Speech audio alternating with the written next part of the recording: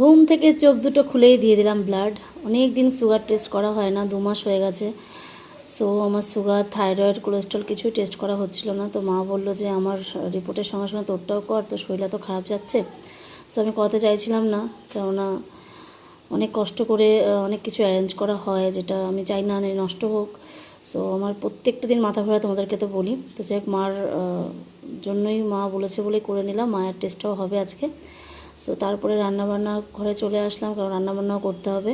একটু চা খেয়ে নিলাম, তারপরে চলে আসলাম রান্নাঘরে। দেখো হচ্ছে লাউ ডাল, ভাত হয়ে গেছে এখানে, আর করবো সব দিয়ে একটা তরকারি। আজকে এটাই আমাদের সারাদিনের মেনু। আর মেয়ে এখানে পড়ছে সকাল থেকে, আর এখানে আমার গোপালসোনাকেও তুলে নিলাম। দেখো সব কাজই করতে হবে এক হাতে, কিছু করার নেই। যেহেতু মা সুস্থ থাকলে মা টুকটাক একটু হেল্প করে। তারপরে বলো তো এটা কী ফল বলো বন্ধুরা? এটাকে বলে হচ্ছে ডেউয়া ফল, ঠিক বললাম তো? তো এটা আমাদের ছাদের উপর হয়েছে, আমাদের নিজেদের গাছ না। তো সেখান থেকে পেরে নিয়ে এসেছিলো আমার হাজব্যান্ড। আর এদিকে দেখো আমার হাজব্যান্ড কিছুতেই ক্যামেরার সামনে মুখ দেখাবে না, আর আমি জোর জবস্তি করছি ও দেখাবেই না। তো চলো রান্নাঘরে যাওয়া যাক।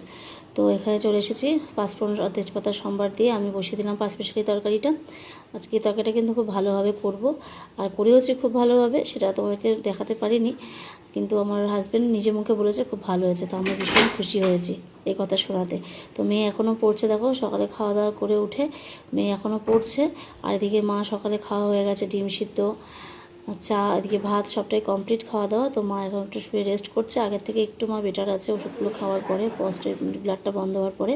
আর দেখেছো কি জোরে ফ্যান চলছে। এদিকে দেখো আবার আমাকে ব্লাড নিতে আসলো, কারণ খাওয়ার আগে আর পরে দুটোই দেবো সুগারের জন্য, তো সেই কারণে।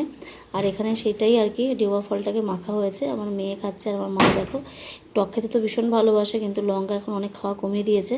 তো আমার মা উঠে বসেছে, এটা দেখে আমার খুব ভালো লাগছে। বন্ধুরা তোমাদের আশীর্বাদ করে যাতে মায়ের রিপোর্টটা ভালো আসে, মা যাতে সুস্থ থাকে। মা যতদিন কাছে থাকবে মায়ের মতো কেউ হয় না গো বন্ধুরা। মা মাই হয়, বাবা বাবাই হয়, তাই না? সো মা এখানে বসে বসে খাচ্ছে। আর এদিকে চলে এলাম আমি আবার রান্নাঘরে। তো দেখো প্রচুর বাসন পড়ে আছে, এগুলো সব মাজতে হবে। তো চলো, ব্লাড বেরিয়ে গেছে আর কি, হাতটা প্রচুর যন্ত্রণা করছে, যেহেতু আমার ভেন পাওয়া যায় না, আমার শিরাগুলো থেকে আমার নিতে হয় ব্লাড, দেখিয়েছি তোমাদের ক্লোজে। তো সেই কারণে আমি হট করে উঠে গেছি, তো ব্লাডটা পুরো বেরিয়ে গেছে। তো যাই হোক, কেমন লাগলো পুরো ভিডিওটা অবশ্যই কমেন্টসে জানিও। আজকে তো রান্নাবান্না দেখলেই, ডাল আর সবজি একটা তরকারি। এখন অনেক কাজ রয়েছে, করে স্নান করতে যাব। বেজে গেছে এখন 12টা 10। তো শুভ দুপুর সকলকে, ভালো থেকো সবাই, সারাদিন খুব ভালোভাবে কাটাও। দেখা হচ্ছে নেক্সট ভিডিওতে, টাটা।